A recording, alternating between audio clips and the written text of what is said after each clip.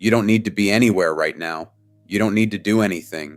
Whatever you were carrying when you lay down, the weight of the day, the loose ends of thought, the quiet hum of obligation still murmuring somewhere in the back of your mind, you can set all of that down now. Just here, just at the edge of where you're resting, you can leave it there and walk away from it for a while. Let yourself feel where your body meets the surface beneath you, the pressure of it, steady and patient, holding you without effort, without condition. Let your shoulders drop a little further than they already have. Let your jaw loosen. There's no correct way to do this. There's only your breath, moving in and moving out in its own slow time. In a moment, I'm going to take you somewhere quiet and warm and entirely unhurried. A place where the light moves slowly and the air is thick with something gentle and nothing is ever asked of you. All you need to do is breathe. In through your nose, slowly, and out through your mouth, even more slowly. Again, let your eyes close if they aren't already. Let the sounds around you, whatever they are, become a kind of distant weather, nothing to attend to, nothing to follow, just sensation passing through. We're going somewhere beneath the surface of things, somewhere that has been waiting, patient as stone, patient as roots in deep soil. The world above stays where it is.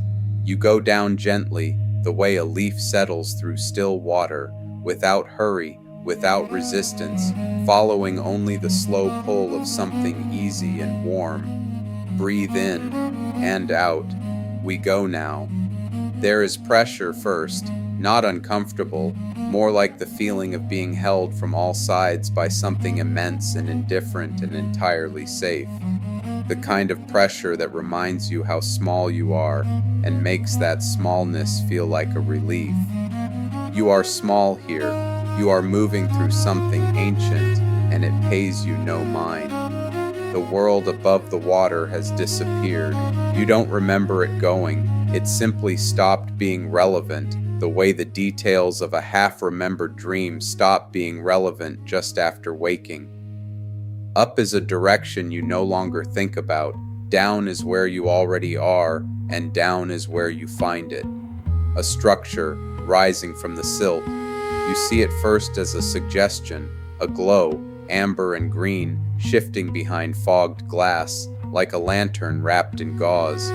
Then the shape of it resolves slowly as you descend, a great curved spine of dark iron branching into ribs, the ribs arching outward and away to form something between a cathedral and a rib cage, something between a ship and a garden.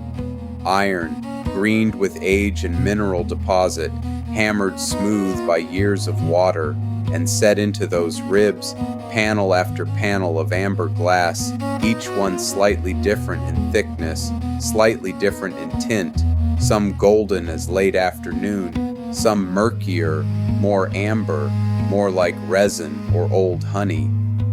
The greenhouse. It breathes, you realize, not literally, or perhaps literally, in its own way. Along the lower margins of the structure, where the iron meets the silt, pale membranes pulse in and out, slowly, deeply, the way a sleeping body breathes.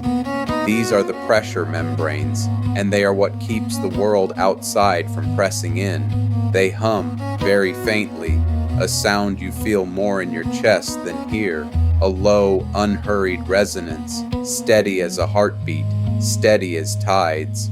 You can feel it already, even from out here, the hum of the membranes, breathing the greenhouse into safety. There is a door, a heavy thing of iron and darkened glass, set in a curved archway at the base of one rib. It stands slightly open. Warm light spills out through the gap in a thin gold ribbon, and with it comes something else.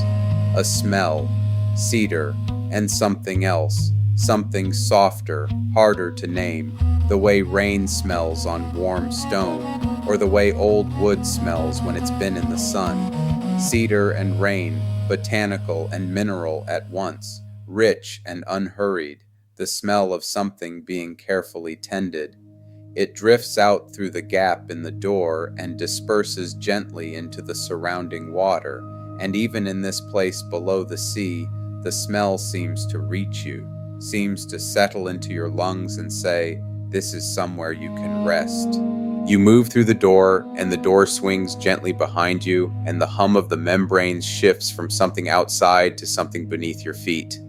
A different register, closer and more constant, like stepping into a room where music has been playing quietly for so long that the room itself has absorbed it.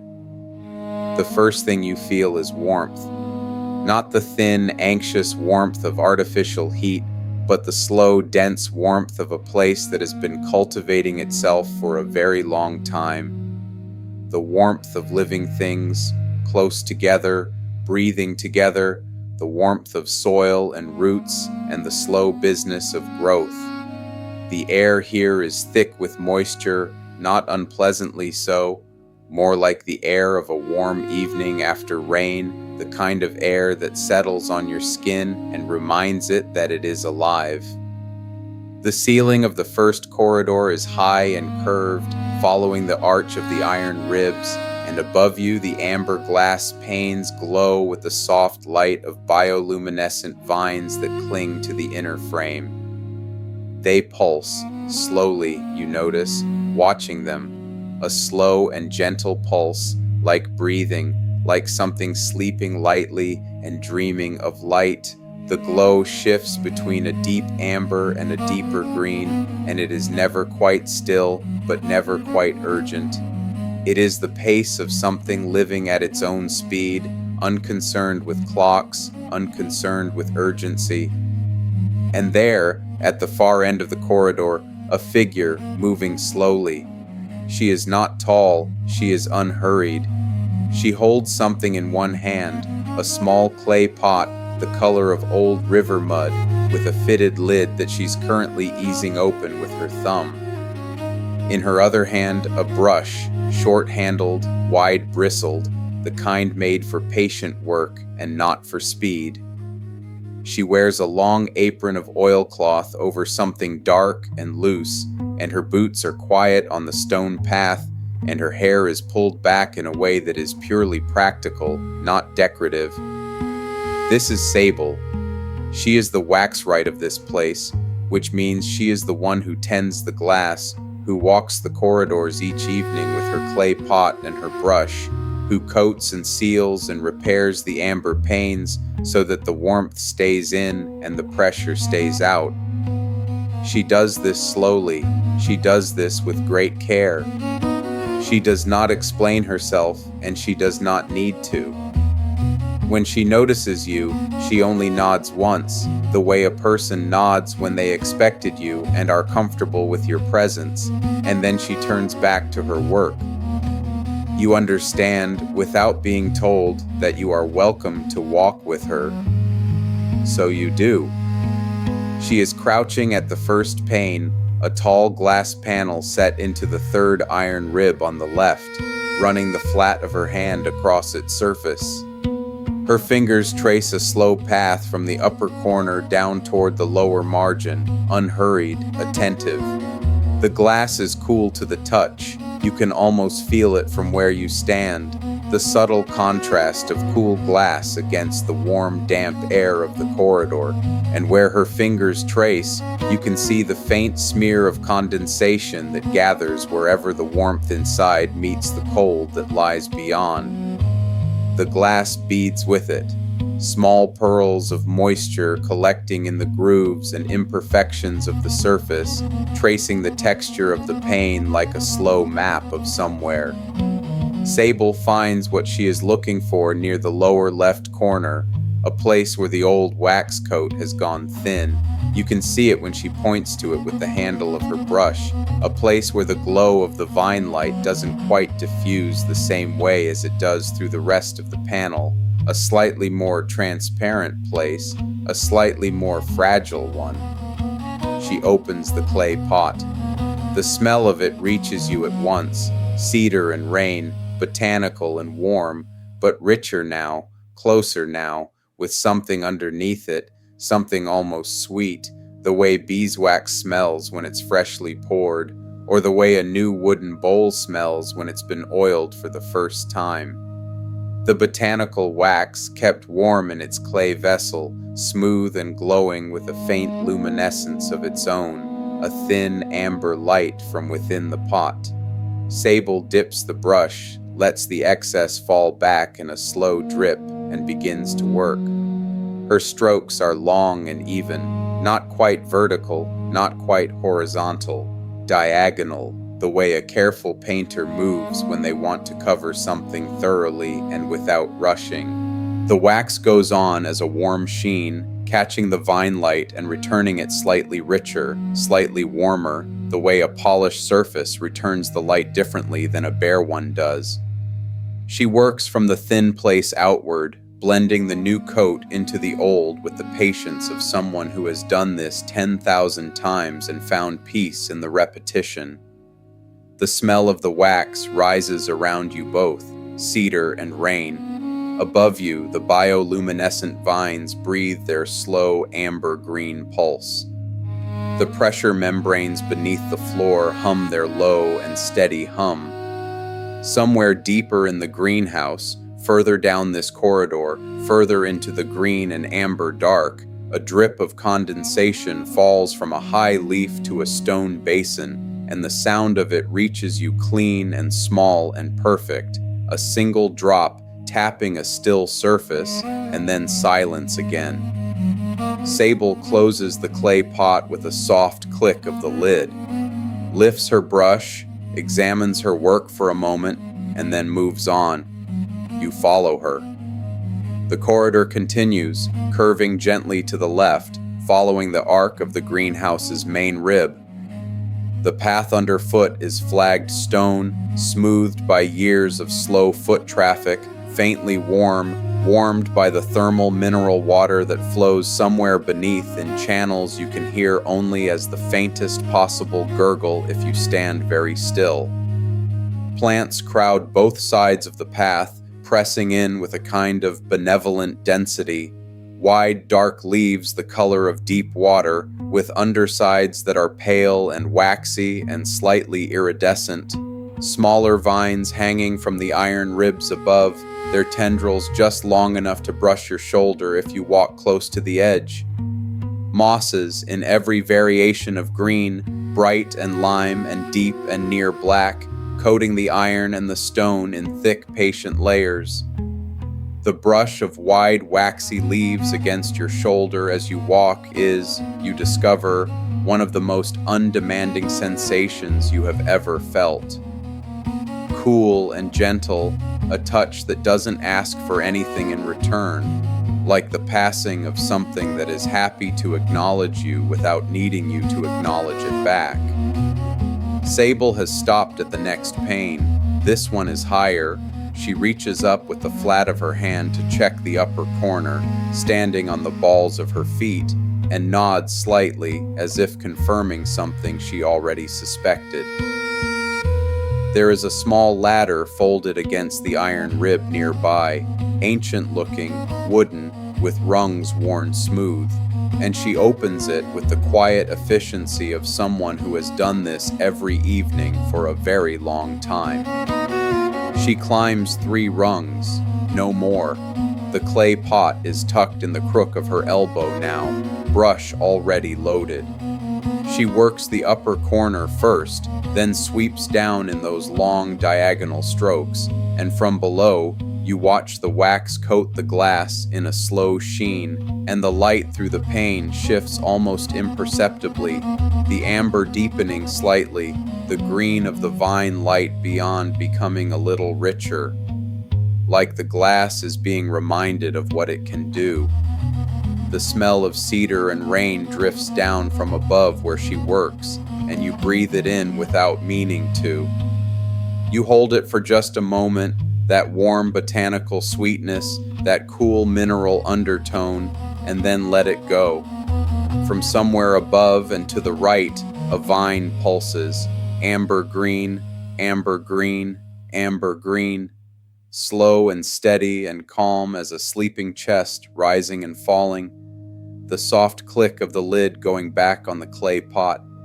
She climbs down, she folds the ladder, she moves on.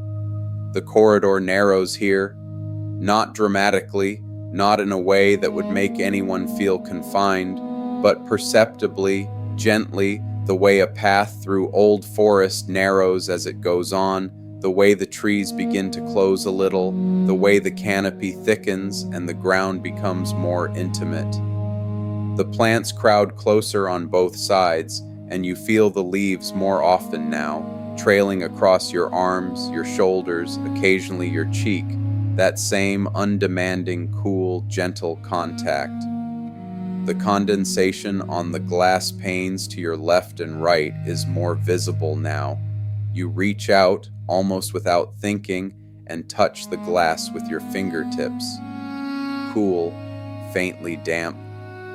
The glass is cool, and your fingers leave a brief mark in the moisture beaded on its surface, 5 small points of contact, like a slow and gentle signature, fading almost immediately as new condensation forms.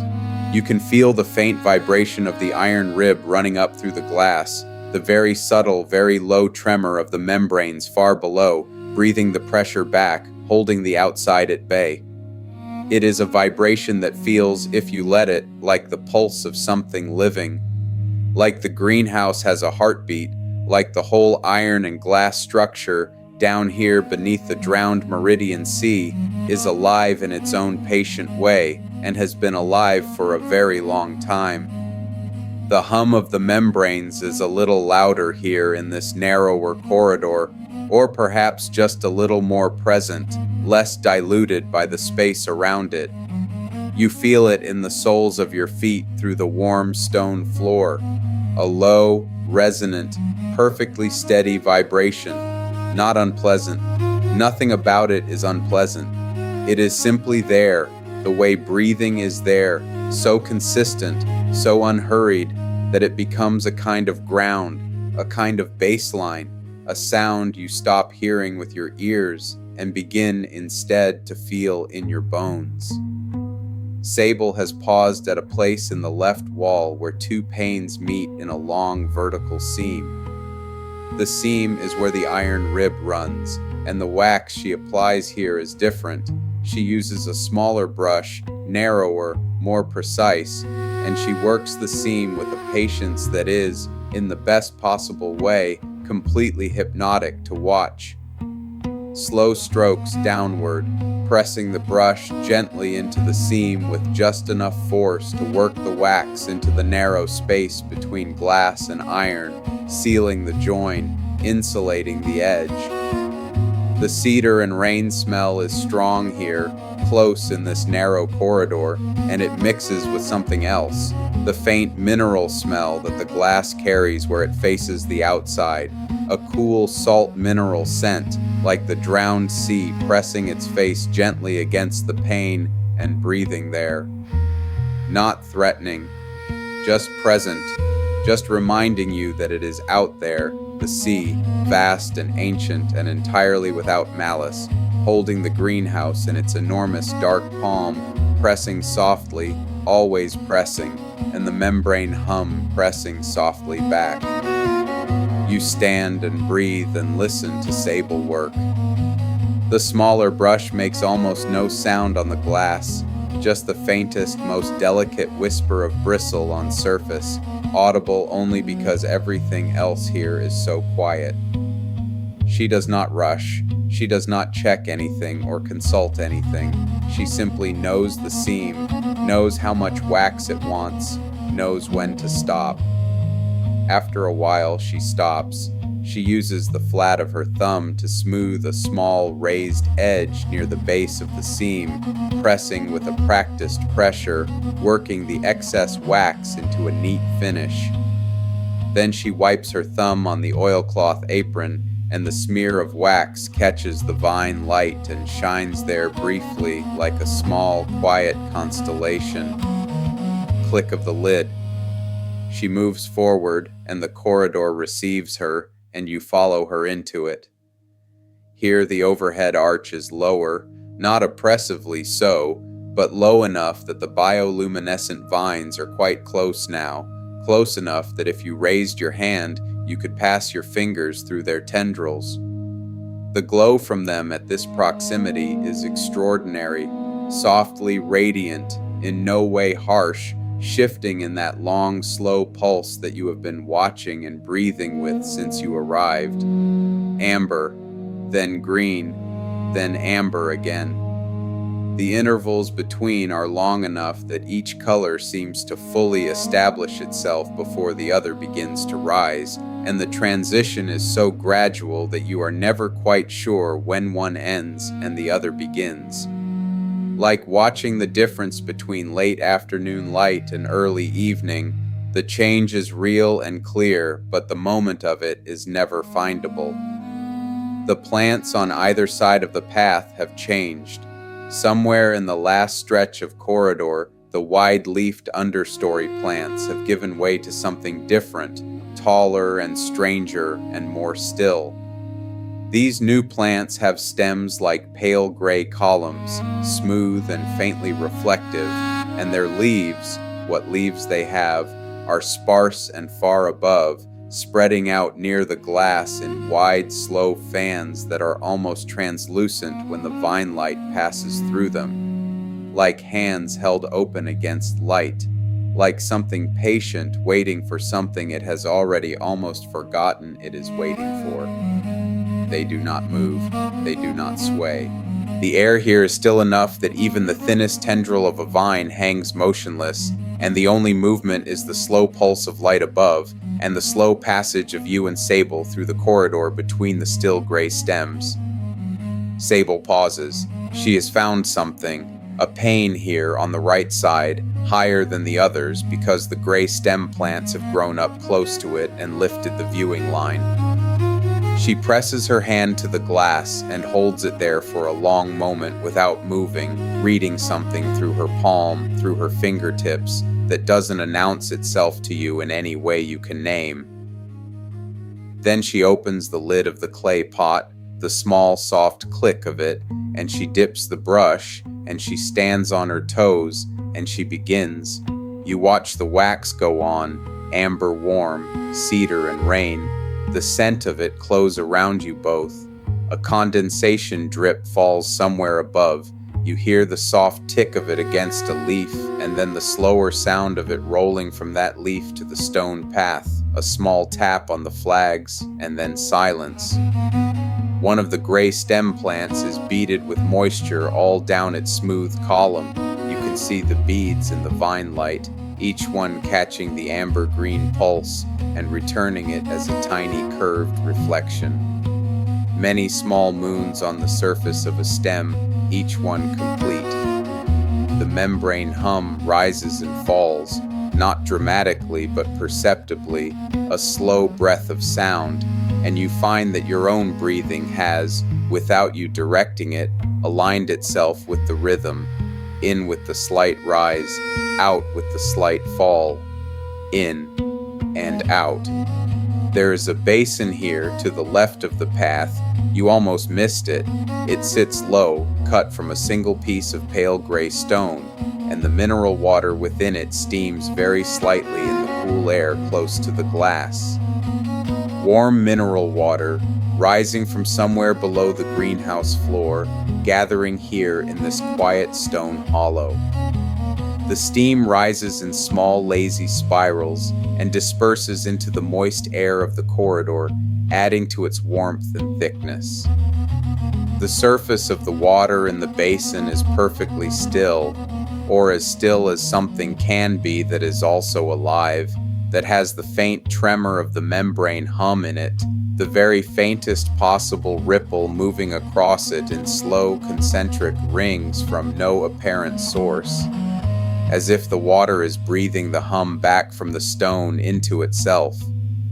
You can smell it from here, the mineral water, a clean and slightly alkaline smell, faint as a suggestion, mixing with the cedar and rain of the wax and the cool salt mineral of the glass. 3 smells, layered, none of them sharp, none of them demanding. They have been here a long time, They belong to each other here, the way everything in a very old, very quiet place comes to belong to itself. Sable finishes the panel. She clicks the lid. She looks at the basin for a moment with the particular quality of look that is not really looking at anything, but is more the pause a person makes when they have moved through a familiar space and the familiar space is doing everything it is supposed to do, and so for a moment there is nothing required. A still moment, not empty, full. Then she moves forward, and you follow.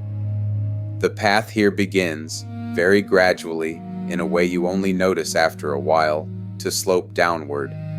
Not steeply, not even perceptibly in any single step, but over the course of the next stretch of corridor, you become aware that you are lower than you were, that the slight weight of your own body has been supported by the ground, taking a gentle tilt, that you are going deeper, deeper into the greenhouse, deeper into the warmth, deeper into the green amber dark and the membrane hum and the cedar and rain of the wax and the cool press of condensation on glass.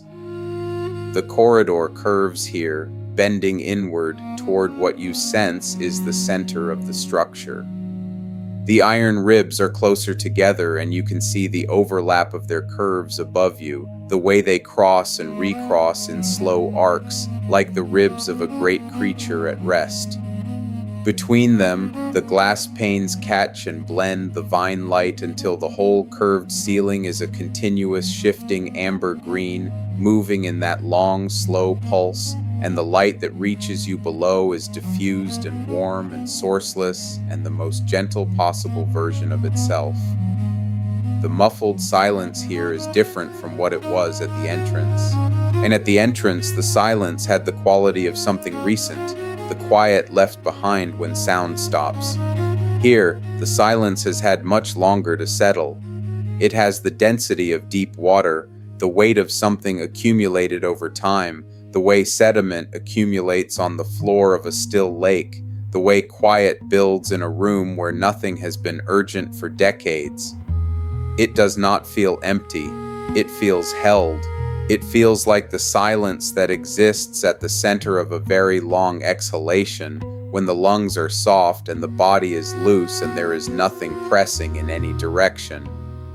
You realize you have not thought about anything outside this place for quite some time. You let that be true. Sable has paused at a section of wall where 3 panes sit in a vertical run, each one taller than a person and each one showing a different stage of age in its wax coat. The highest is fresh and bright, recently done.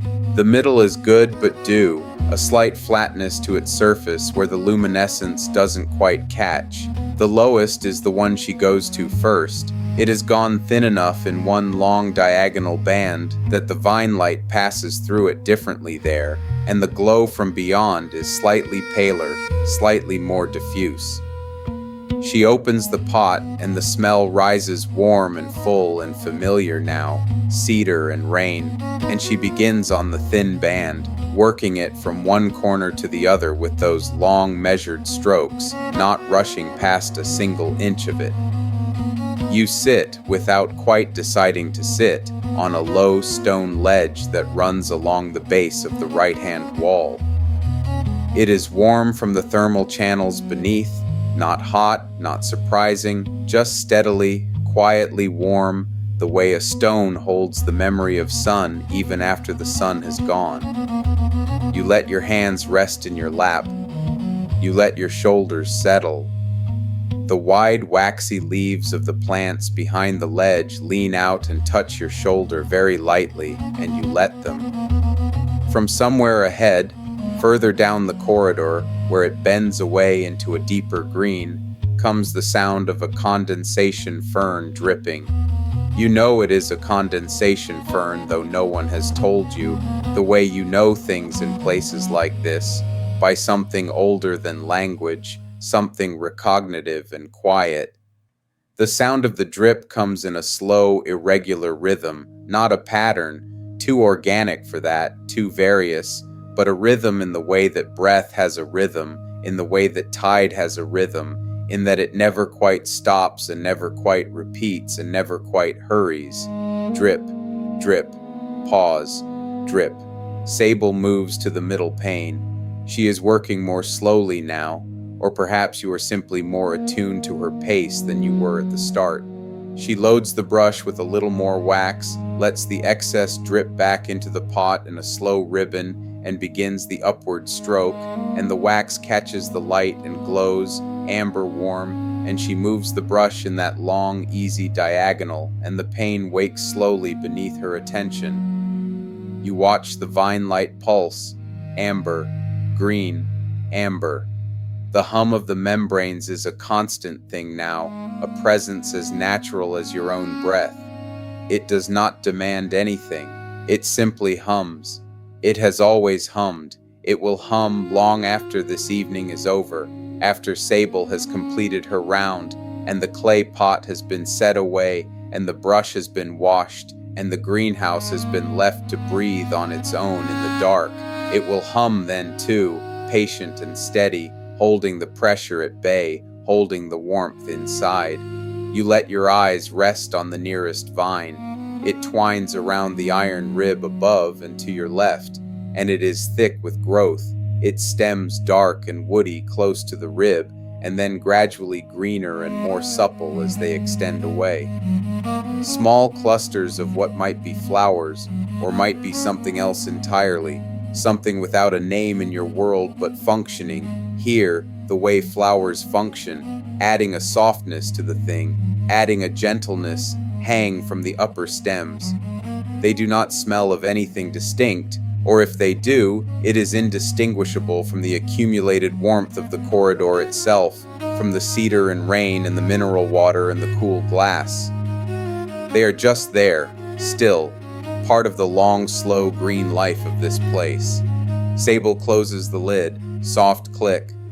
She looks at the upper pane, the fresh one, and traces it briefly with her eyes in the way a craftsperson looks at something they have recently done, not to check it, but simply to acknowledge it.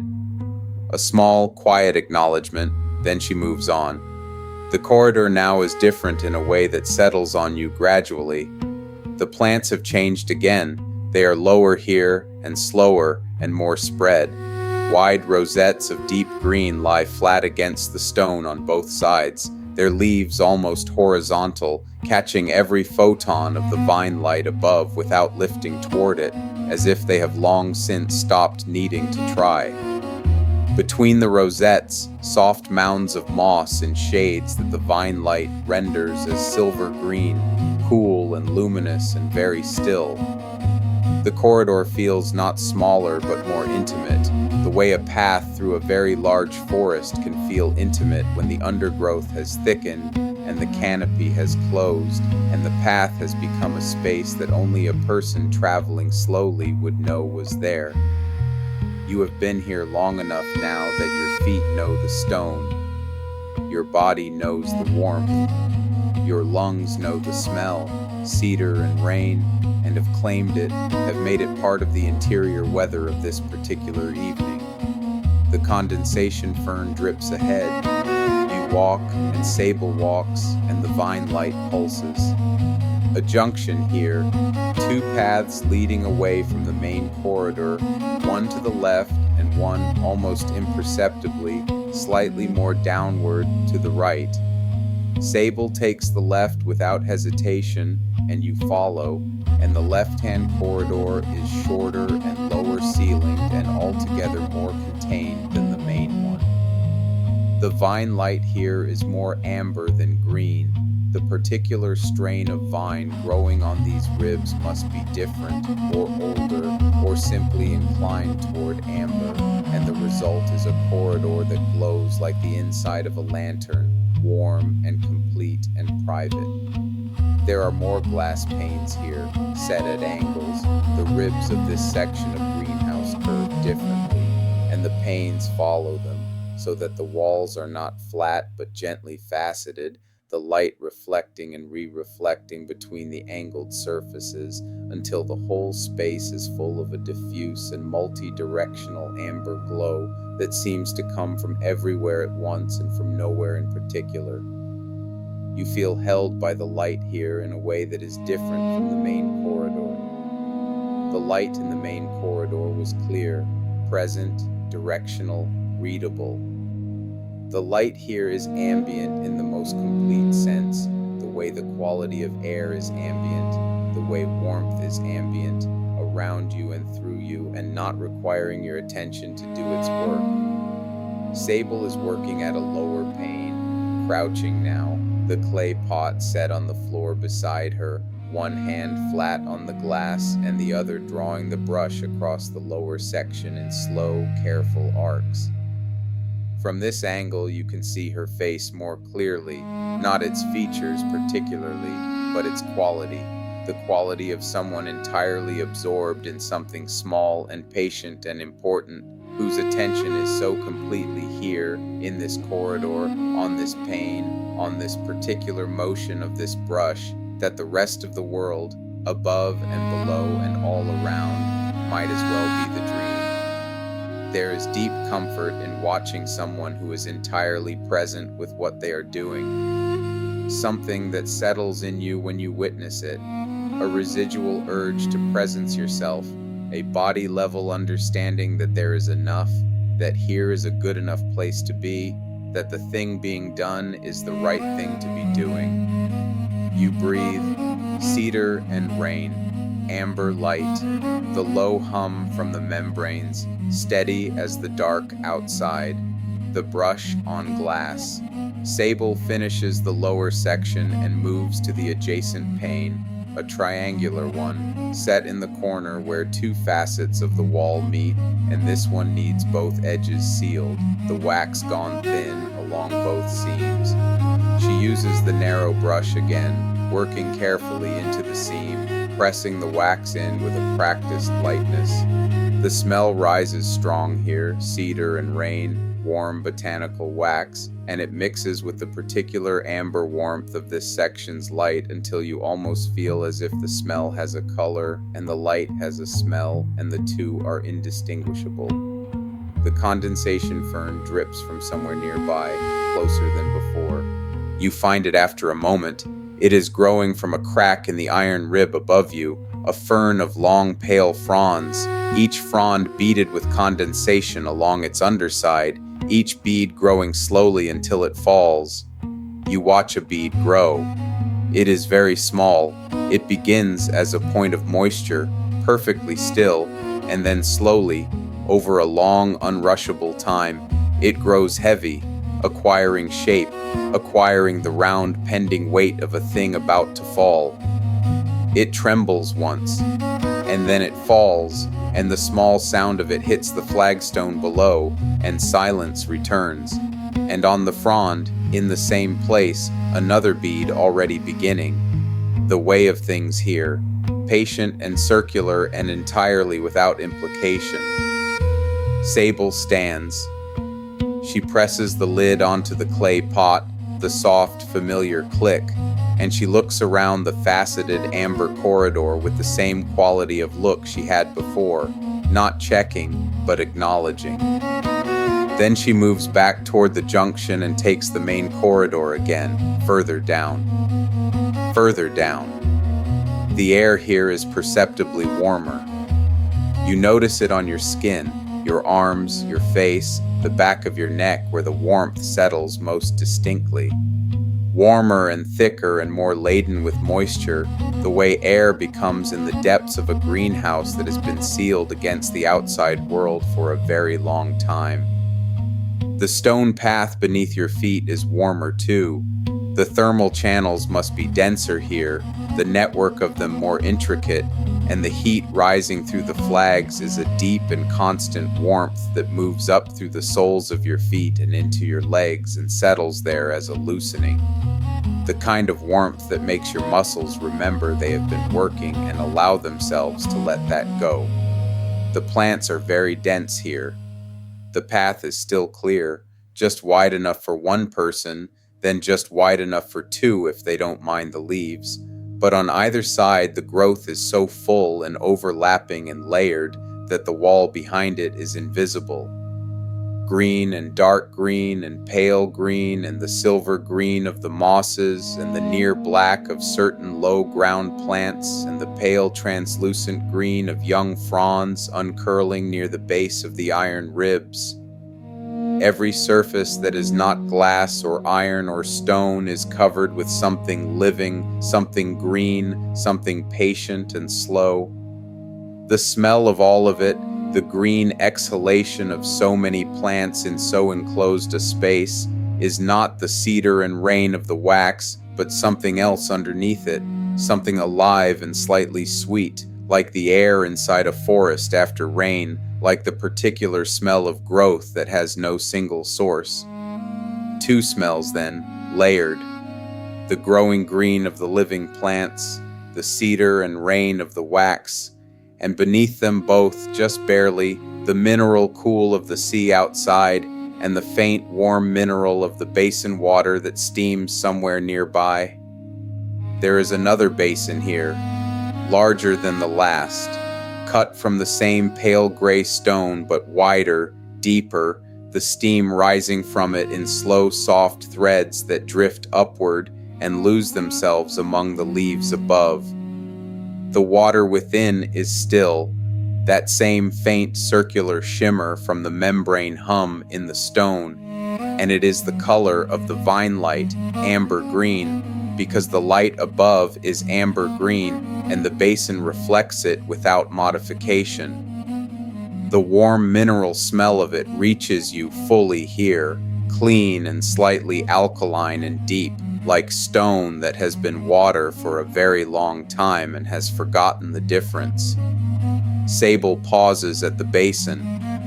She sets the clay pot on its stone rim and opens the lid, and she dips just the tip of the brush into the wax, not loading it for a pain, but testing something, checking the consistency perhaps, or simply the habitual gesture of a person who pauses at the basin every evening and does this every evening out of long and unhurried practice.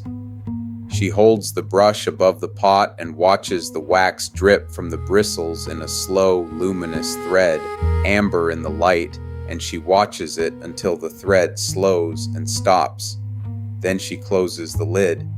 She leaves the pot on the rim of the basin. She does not go anywhere. She simply stands near the basin and lets the steam find her, and the cedar and rain smell is still close, and the vine light pulses its slow amber-green pulse, and the membrane hum comes up through the stone beneath her feet, and through the stone of the basin, and through the water inside it, and out through the rising steam. A pause that is not a pause in any anxious sense, a resting within the work. You stand near the basin too. You put your hands near the warm steam without touching the water, just close enough to feel the heat rising from it, that clean ascending warmth, and your hands relax in it, and your fingers spread slightly, and the warmth moves between them. The vine light pulses, amber, green, amber. Sable takes the clay pot from the basin rim. She moves on, and the path narrows further, and the plants press closer, and the vine light deepens toward the amber end of its range, and the corridor ahead is quieter than any corridor has been yet. The deeper corridors are still in a way that the early ones were not. Not the stillness of absence, not the emptiness of a place that has been vacated. The stillness of a place that has arrived at itself. The kind of stillness that has been accumulated over a very long time of careful tending, the kind that doesn't leave even when you are in it, that holds its quality around you without requiring anything of you. The glass here is older. You can see it in the quality of the panes, more variation in thickness, slightly more amber in the glass itself, rather than just in the light passing through, a few small bubbles or inclusions visible close up, the way old glass carries the record of its making. Sable runs her hand along a pane, and her expression, already still, becomes slightly more attentive, the attention of someone reading something. She finds a thin place along the upper margin and she opens the pot and coats it carefully, and the cedar and rain rises around you both, and the amber light shines back through the freshened wax a little richer, a little deeper. The condensation fern is here, the one whose dripping you've been hearing. It grows from the corner where rib meets pane in the overhead arch, and it is large, much larger than the one in the faceted corridor, its pale fronds spreading in every direction, each one beaded, each one dripping at its own pace, and the sound of the drips falling to the stone below is a constant, gentle, irregular percussion that fills the corridor from end to end. Not loud, very much not loud, but present. The sound of the drips is the primary sound here, above the membrane hum, which is lower and more felt than heard above the brush on glass, which is barely a whisper. The drips are the sound of this place's particular clock, the clock that measures nothing and tells no one anything and keeps running regardless. Drip, drip, pause, drip. You stand under the fern for a moment. One of the drips falls on the back of your hand, and it is cool and clean and mineral and immediately beads up on your skin and rolls off, and you watch it go. Sable has moved to a section further down, the very last panes before the corridor terminates at a curved iron wall. Beyond that wall, you know without being told, is the outermost structure of the greenhouse, the farthest point from the entrance, the place where the glass is oldest and the iron most encrusted and the sea outside most present and most patient. The membrane hum is its deepest here, its most resonant, its most constant.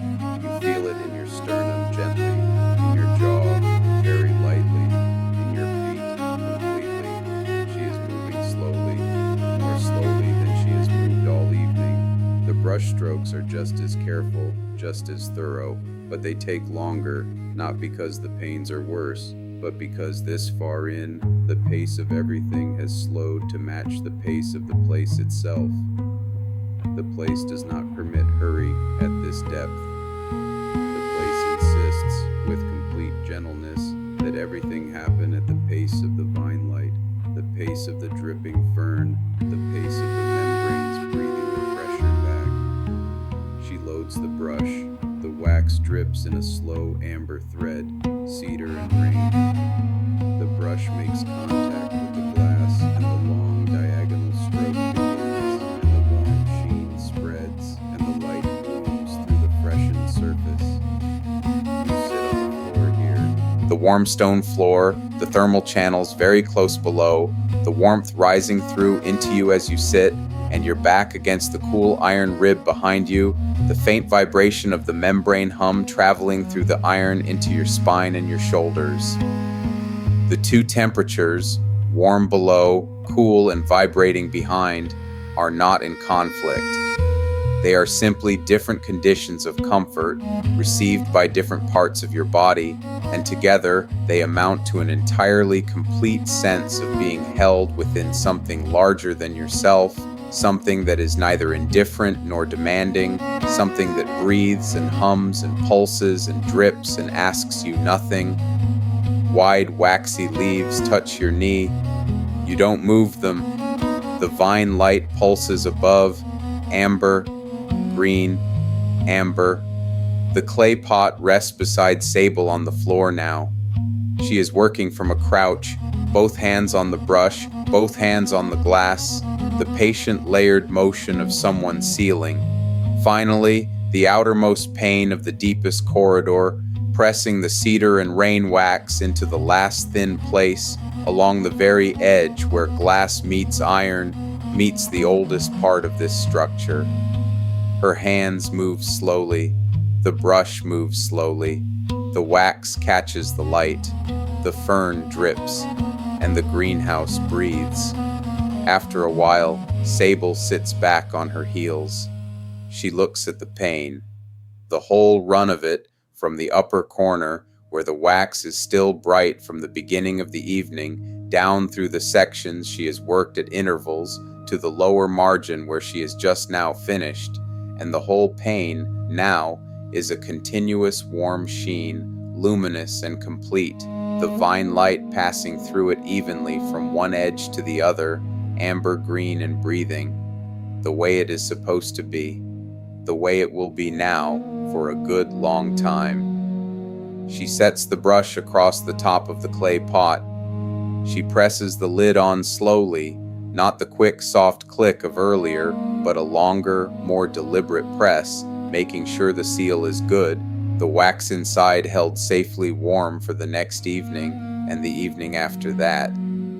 She sets the pot beside her on the floor, and she does nothing. She simply sits on her heels near the last pane of the deepest corridor and breathes and does nothing. The vine light pulses above her and around her, the fern drips, the membranes hum, the warm stone holds. You breathe too, in, out. There is no ending here exactly, no moment when the work is done in the larger sense.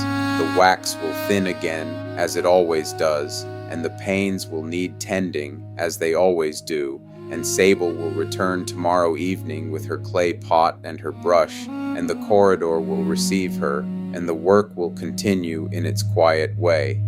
But for this evening, the round is complete. The greenhouse has been seen to. The glass is sealed, and the warmth is inside, and the sea is held at bay, and the vine light pulses. You let that be enough. You let this be enough. Stay a little while longer. There is no need to move.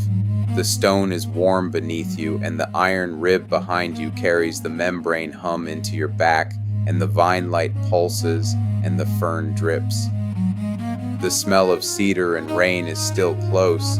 It has settled into the air of this deep corridor, and it will be here for a long time, long after the pot is put away, long after the brush has been washed clean. The ghost of it, warm and botanical. The memory of work done carefully. The leaves are still. The plants are still. The iron ribs hold.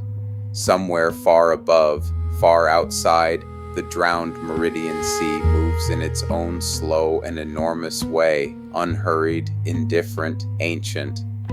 It presses against the glass very gently, and the membranes breathe the pressure back, and the hum of it comes up through the stone and into your feet and your spine and your chest.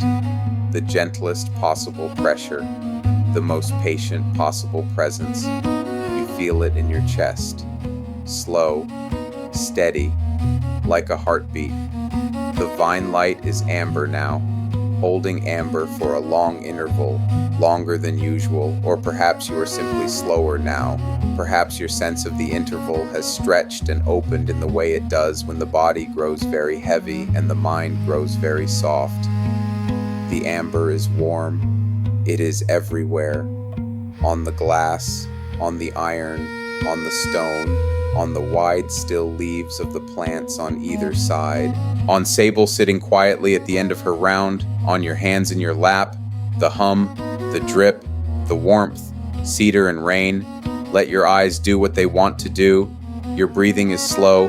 It is the pace of this place now, the pace of something that has no urgency and has forgotten urgency and is not practicing forgetting it but simply doesn't carry it the way a stone doesn't carry light. The vine light shifts, amber, amber, slowly, slowly, a green. The membrane hum below. The fern drips once and the sound of it is very clear and very small and very complete. You are here. You are warm. You are held. The corridor is quiet.